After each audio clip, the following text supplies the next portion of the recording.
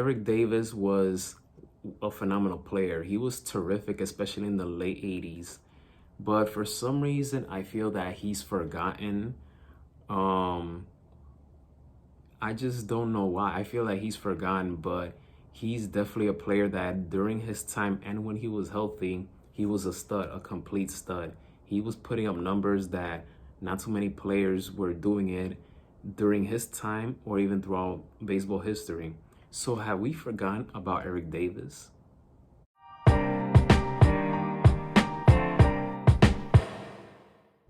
Eric Davis have played for so many teams, but his best years came with the Cincinnati Reds, as well as one particular season with the Baltimore Orioles. But it was the Cincinnati Reds where he built his stature, where he became known, and he had the most success. Eric Davis was a two-time All-Star in 1987 and 1989. He's a three-time Gold Glove Award winner from 1987 through 1989, two-time Silver Slugger Award, 1987 and 89. He won a World Championship with the Cincinnati Reds in 1990, and they were known as the Nasty Boys, mostly because of their bullpen. But that team had a lot of fire, a lot of toughness, and they were a very confident team. Eric Davis listen to this, from June 11th, 1986 through July 4th, 1987, in 162 games, Davis posted a /9 of batting 308 with 47 homers, 123 RBIs, and 98 stolen bases. He was great for his offense, but I don't feel that he got too much credit for his defense. He was an outstanding defender as well. He even robbed a home run off of Darryl Strawberry when Darryl Strawberry was at his peak with the New York Mets. However, the issue with Eric Davis is that he never played a full season throughout his career. The most games he's played was 135 games, which was in the 1988 season. Eric Davis, he reminds me of Troy Tulowitzki, of Troy Tulowitzki and David Wright, in the sense that they put up amazing numbers. They were all-star players, but injuries affected their careers. So I feel that Eric Davis could have had a much more better career had he stayed healthy. But we understand that there are players who just have that type of curse that they just can't stay healthy on the field.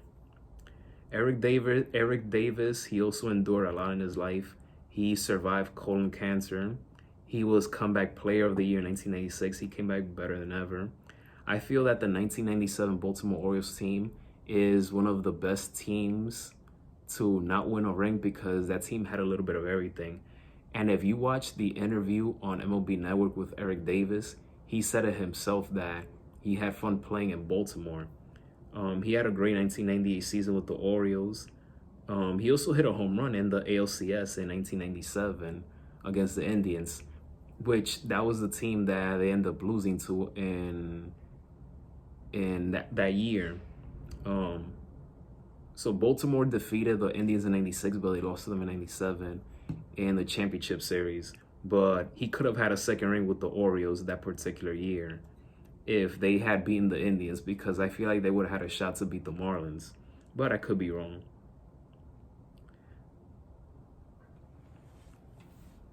Eric Davis, he was an outstanding two-way player offensively and defensively.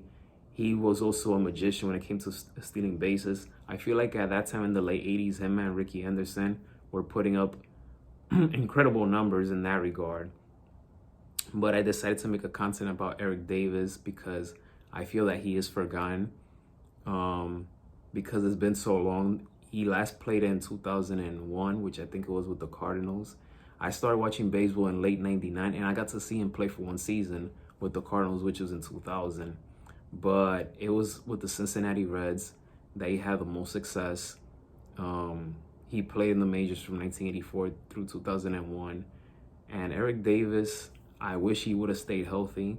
He could have been a Hall of Famer for all we know. And that's why when I see guys like David Wright and Troy Tulowitzki, who I was a fan of, go through injuries and they had to retire because of injuries. It just is very sad and it's unfortunate that it had to happen. But Eric Davis, we salute him, we admire him for all he's done for the game of baseball.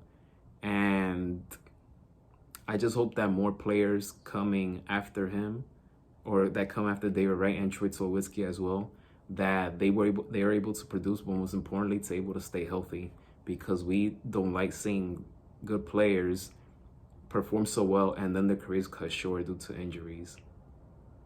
Thank you for watching this video. Hit that thumbs up. Don't forget to hit that subscribe button. And as always, be safe. And may God bless you all.